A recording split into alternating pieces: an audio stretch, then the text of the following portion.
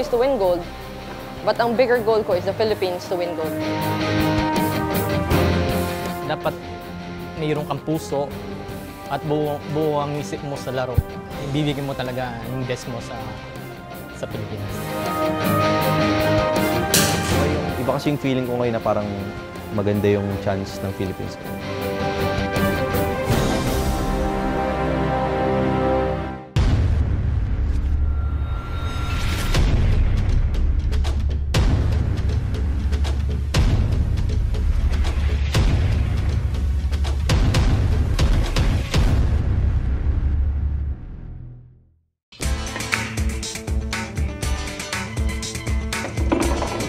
Ang billiards ay isang world-class sport na nilalaro sa mga sulok at kanto sa bansa.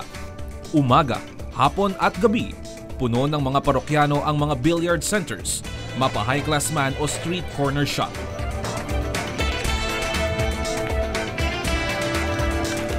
Kaya naman hindi nakapagtatakang nakapag-produce ang bansa ng mga young talented pool wizards.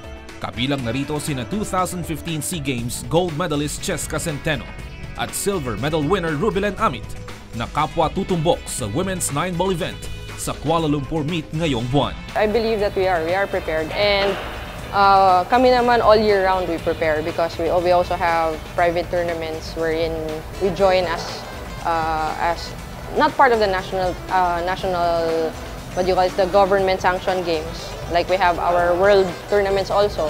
So we prepare naman po all year round. Tahimik at mahiyain si Cheska. Kaya naman maging sa aming panayam ay hinatak niya ang kanyang mga magulang upang tulungan siya. Subalit nang humawak na siya ng tako, ibang Cheska ang aming nakita. Centeno showed confidence and magnificence, easily knocking down all the balls on the billiards table.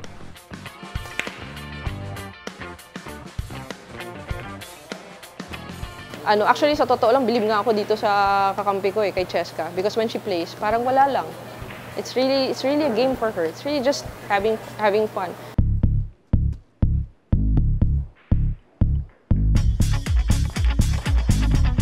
Cheska and Rubilen already brought home a lot of trophies and medals and gained much praise and respect from pool players all over the world. Pero paano nga ba sila nagsimula sa larangan ng billiards?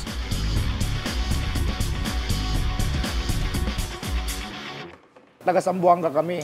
Ang negosyo ko sa Sambuanga, bilyaran kasi. Tuwing magpunta ako sa bilyaran namin, ito yung palaging kasama ko. 5 years old pa lang ito, pumapatong pa sa case ng beer. Mahilig talaga maglaro. Na-discover namin yan when she was 7 years old na kasi pinasali namin sa mga local tournaments namin, nananalo siya. Then at the age of 11, nag-try kami i-compete siya sa Bacolod, Philippine National Games. 2011 yon, nag-third siya. Kalaban niya yung mga Philippine team na. Nag-start ako when I was 12. Hilig ko talaga noon was basketball. But then, obviously, hindi ako tumangkad. So, kailangan mag-shift ng konti. And then, during that shift, siguro, blessing na rin. Yung dad ko kasi yung playmate ko noon eh. Kasi my brother, malayo yung gap namin, 8 years. Tapos yung dad ko was into billiards at that time. Tapos I was playing billiards with him. We were in Cebu pa noon. Tapos siguro ito talaga yung path ko because from Cebu, sa Cebu, konti lang ang tournaments, yung amateur tournaments. From Cebu, the family was transferred to Manila because of the family business naman po. So when we transferred dito talaga ako kumbaga mas nahasa.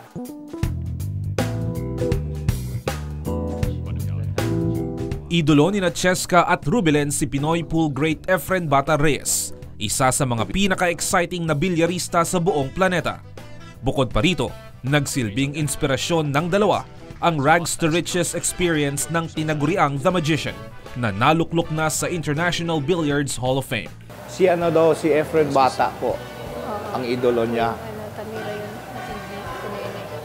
Kasi palagi daw siya manood sa TV kay Efren. When I started, ang pinaka-inspiration ko would be my family, my dad, my family. And then as it progressed, naging si Tatay Efren, of course, Efren Bata Reyes. From Cebu, we would fly here to watch his tournaments. Tapos sobrang galing. Sabi ko, gusto ko rin manalo, gusto ko rin maging world champion. Now, my biggest inspiration would be my God. I'd want to always represent him well, and I'd always want to glorify his name through playing. Hindi rin naitago ni Amit ang excitement at love for the sport. Kasi what I love about billiards is not only the sport itself, but more than that is that it helps you learn more about yourself. Yung limits mo. So, kumbaga, ako, I'm already medyo, I've been playing for the past 24 years. I started when I was 12, I'm now 36. So, kumbaga, over that span of time, ang dami kong natutunan about billiards. Nung una, na-enjoy ko yung billiards because ang complex eh. Hindi siya yung parang isang tira lang. Parang kunyari, pag nakuha mo to, ito na lahat. Hindi. Madami talaga.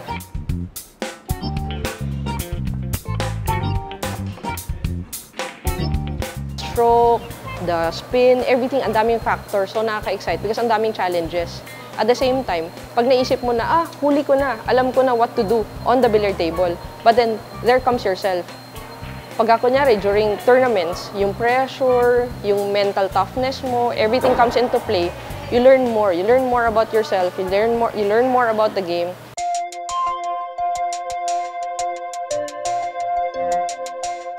At bagamat hindi na mabilang ang mga parangal na naiuwi nila para sa bansa, may mga insecurities at self-challenges pa rin kinakaharap sina Rubilen at Cheska. When you go into tournament, lahat ng insecurities mo, lahat yun would come to surface. Tapos para kang nasa microscope na yung buhay mo talaga, the smallest insecurity that you have, lalabas doon. So siguro yung mga insecurities ko, I guess, talagang na ko, and syempre, it's a journey, it's a learning process. So, for me, what I've learned is that important sa akin is, well, of course, aside from discipline, aside from hard work, and aside from faith, is part talaga sa akin is I really need to meditate. That's one of the things talaga I think na kailangan ko pala talaga because pag minsan nag-meditate ako tapos nag-quiet down na meditation would be prayer and other meditation exercise, minsan nag-quiet down na yung mind ko, sabihin ko, okay na, I can do this na. Sige, laro. Sa pamamagitan ng hard work, dedication at effort, tiwala si Amit na makakaya nilang duplikahin ang 1-2 finish sa 9-ball event noong 2015 SEA Games. Kasi going to the SEA Games, we're playing one event, but in each side, dito si Cheska, dito ako. Kumbaga ang focus ko talaga is to be able to win my side and meet Cheska in the finals. Kumbaga, para Philippines, para wala ng pressure sa finals. Kumbaga, atin ang gold and silver. At sa kanyang muling pagwawagayway ng bandila ng Pilipinas sa Biennial Regional Showpiece, pride and honor ang kanyang nadarama sa panibagong tour of duty. Well, yung pressure hindi nagbabago because iba when you're playing for the country and lalo na pag every medal counts for the total tally. So, ganun pa rin. Sobrang pressure pa rin. But then, it's always an honor. It's always an honor to be able to represent. There's always that kilig factor. Even though I've been playing for the national team for already 12 years. Pero nandun pa rin yung kilig deep inside.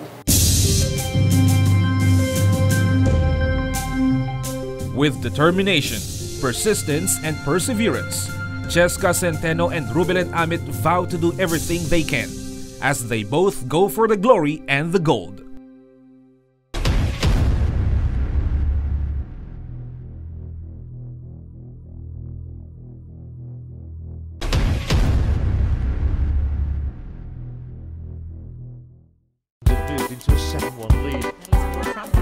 Accuracy, challenge, outdoors, therapeutic, at social sport. Ito ang karaniwang paglalarawan ng mga manlalarong nahuhumaling sa sport na lawn bowls. Encouraging it in. Really good if you Give it a chance. That's very good. You made that look easy. Pero ano nga ba ang lawn bowls? This is a precision sport in which the goal is to roll asymmetrical balls closer to a smaller white ball called the jack. At kung sino man ang magro-rolyo ng bola na pinakamalapit sa jack ay ang siyang magwawagi. Bagamat isang sport na nagmula sa Europa, the Filipinos were able to learn and excel in lawn bowls with flying colors. Sa katunayan, lingid sa kaalaman ng karamihan ay nakapagbigay na ng karangalan para sa bansa ang ating mga manlalaro sa disiplinang ito.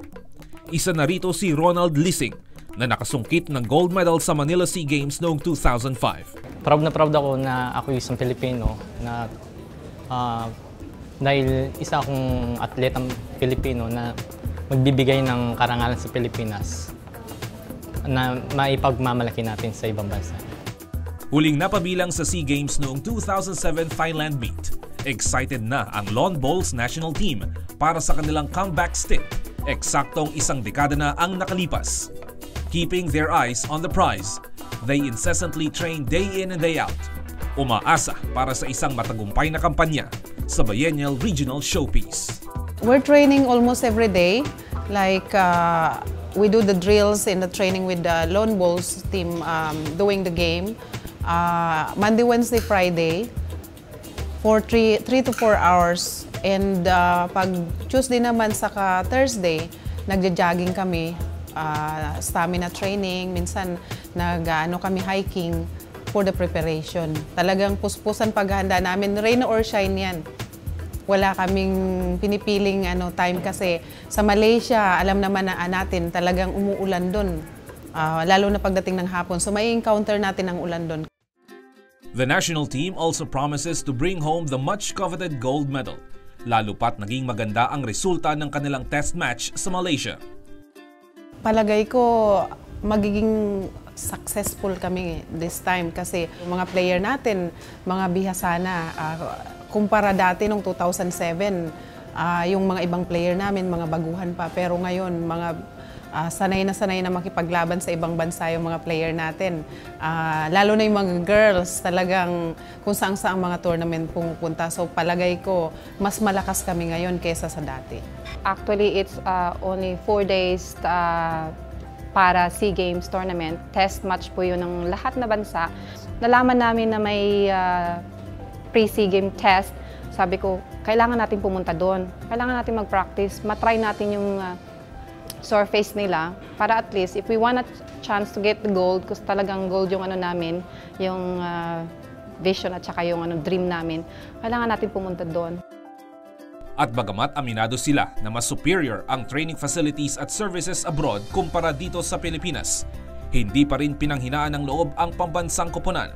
Bagkus ay itinuring pa nila ito na isang malaking hamon para sa kanila. Advantage natin is mentally strong. Very strong kami kasi dito kasi nagtitraining kami, yung facilities natin hindi ganun kaganda yung natin, which we understand kasi kung ganito lang yung lugar natin, wala tayong magagawa. We have to deal with what we have. Iniisip namin once na nagko-compete kami doon, lalo na sa magandang facility, lalo namin ginagalingan. Behind her competitive spirit, Amy reveals that pressure to win plays a role in motivating herself. Marami, mixed feelings. Maraming sa utak mo, you're thinking, like pressure ba? You have to do it. You have to do it, you have to win medals. You can't go there and go back being a loser. Like parang sakit sa loob eh. Half of your life siguro parang kulang. Kaya kailangan may bit-bit kami kasi siguro yung mga mukha namin ito talagang bagsak talaga. We need to do it. We're being very positive actually. Hindi man nakatapos ng pag-aaral, this sport gave Amy a sense of completeness and pride, of being able to find a purpose, to showcase her talent and skills to the game she grew to love. I could be proud of myself na at least kahit paano makaka-medal kahit sa itong sports na lang. So doon na lang talaga kami nag-focus sa sports na to. For both of them, this sport did not only mold them as competitive athletes, bagkus ay hinubog rin ito ang kanilang diwa, isipan at pakikipag-ugnayan. Actually, it changed my attitude, my lifestyle, at saka yung personality mo. It gives you confidence to compete, and even to talk to different people around the world. Yung team bonding, dapat mayroon kang puso at buo ang isip mo sa laro na ibibigay mo talaga yung best mo sa Pilipinas. A successful campaign in the SEA Games for our lawn bowlers will surely inspire more youngsters to take up the sport and increase its popularity. Hindi mahirap mahalin ang isang sport na itinuro sa atin ng mga banyaga, lalo na kung ito ay nagkaroon na ng sariling tatak Pilipino.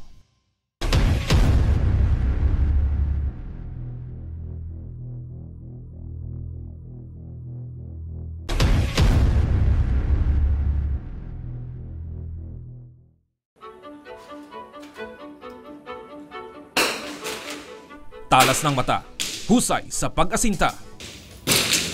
Ilan ito sa mga katangiang dapat taglayin kung ang sport mo ay shooting.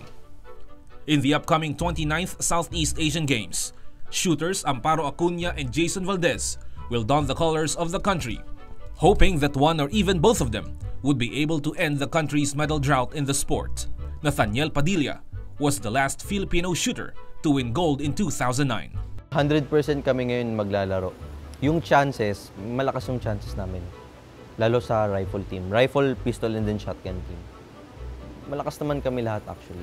Sa tingin ko ngayon, chances are good. Kasi nung huli naming competition, nung Southeast rin, halos pareho lang yung score namin and nasusurpass ko pa yung score nila. So I think chances are good naman po. At a very young age, Acuña already knew what sport she was really into. Sobrang proud ako nun. Ma-pride ako nun.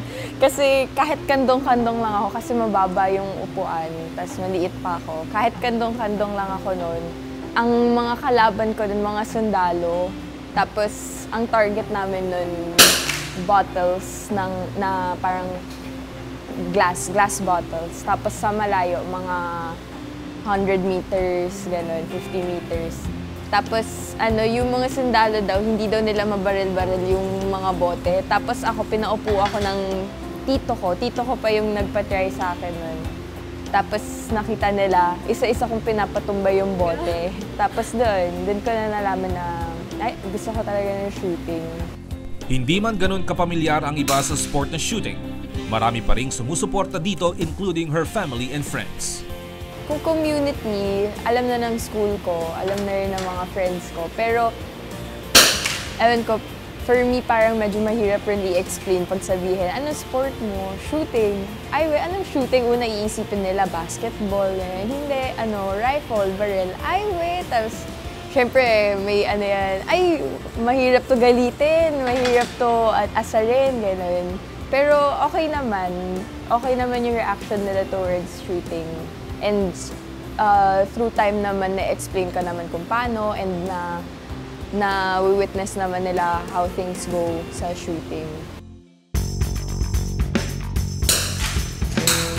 Si Jason ay anak ni veteran internationalist Julius Valdez, a 10-time SEA Games champion who also holds the record for most number of gold medals in one Southeast Asian Games. Nag-start ako medyo bata pa din. Kasi before, si Papa, ito rin yung sport niya. Dito talaga siya magaling sa 50 meters. Before kasi, pag wala akong gagawin sa bahay, dadalhin niya ako dito sa shooting range. And then, pag nandito kami sa shooting range, magti-training siya. Tapos, after niya mag-training, ako naman yung papasubukin niya. Pero hindi kung paano yung prone, kung paano yung exact shooting. Kumbaga parang maglalaro. Ang laruan ko baril. So, then, siguro after mga nag-high school na ako, actually after namin sa training sa taekwondo nung time na yun, dumaan kami dito sa shooting range dahil parang gusto lang niyang i-check kung may shooting pa ba or kung kamusta na yung shooting. And then one time, sakto naman nung panahon na yun, nagsisimula na parang yung youth development program ni Sir Tak, ni Daddy Tak. Nakasalubong namin siya sa 25 meters. Tapos galing kaming training ng taekwondo. Sabi niya, pare, bakit di mo pa pag-startin si Jason ng shooting? Sabi niya, Tak, hindi pa namin kaya. Alam mo naman yung gastos dyan. Sabi niya, pare, para ka namang iba sa akin. Sige, ipasok mo siya sa shooting and then ako bahala. Wala kang munang isipin, ako bahala. And then nag-try ako noon at that time. Tapos nagda-doubt pa rin ako sa shooting. Gusto ko rin kasi talaga yung taekwondo that time. Tapos nag-shooting, taekwondo shooting hanggang sa nag-focus na talaga ako sa shooting that time.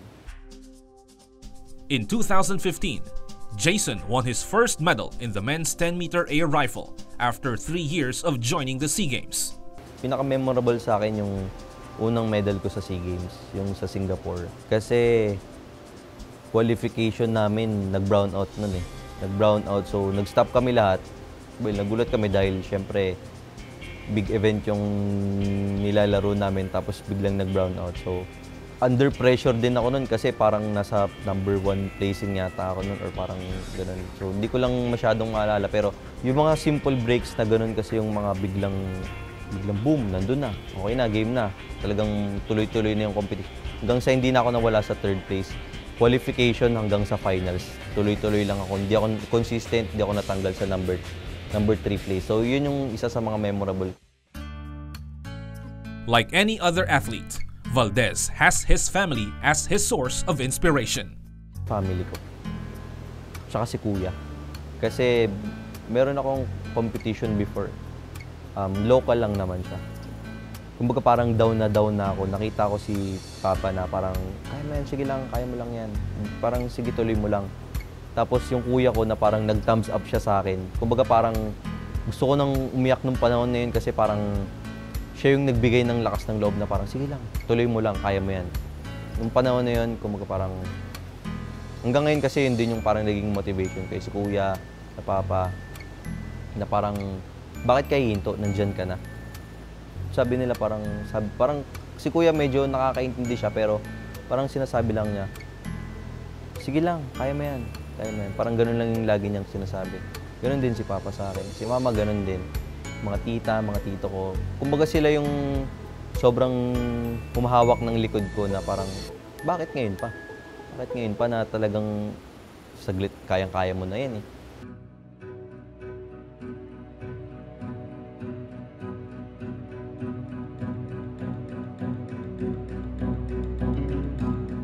Bagamat hindi madali ang kanilang pinagdaanan, iisa lang ang kanilang hangarin, ang mapatunayan ang galing ng Pinoy sa palarong ito. Well, sobrang importante ng SEA Games sa akin kasi iba kasi yung feeling sa SEA Games. Nandun kasi yung chances na manalo ka, may chances na matalo ka rin, pero SEA Games is SEA Games. Iba yung, well, sabihin natin, let's take it one at a time. SEA Games is SEA Games. Asian Games, and then Olympic Games, World Cups, World Championships, and other games pa. So, SEA Games, pag sinabi kasing SEA Games, medyo mabigat pakinggan yan pagdating sa Philippines. Eh. So, sobrang important ang SEA Games, pero from what I've learned sa past, hindi ko siya pinapa-affect sa akin. Parang ang strategy ko ngayon is, SEA Games, okay, pero treat it like practice and hindi ko ipapa-affect sa akin in the way na dapat matakot ako or nervousin ako. Amparo Teresa Acuña will compete in the women's 50-meter rifle event, her second SEA Games participation in her young career. Jason Valdez, meantime, will vie for the men's 10-meter air rifle and 50-meter rifle 3 positions event in his 4th SEA Games campaign. Other shooters who will participate for the country are Eric An, Hagen Alexander Topacio, Joaquin Miguel Ancheta, Paul Brian Rosario, LV Baldivino, and Shannon Lynn Gonzalez. Pagamat 8 taon nang hindi nakakakuha ng gintong medalya ang national shooting team, the whole shooting contingent still feels upbeat that their sharp eyes and steady hands would lead to a decent shot at a gold medal in the 29th version of the Southeast Asian Games in Kuala Lumpur, Malaysia. Ako si Jason Valdez. Ako po si Amparo Acuña from the Philippine Shooting Team at ang laban na to ay para sa bayan.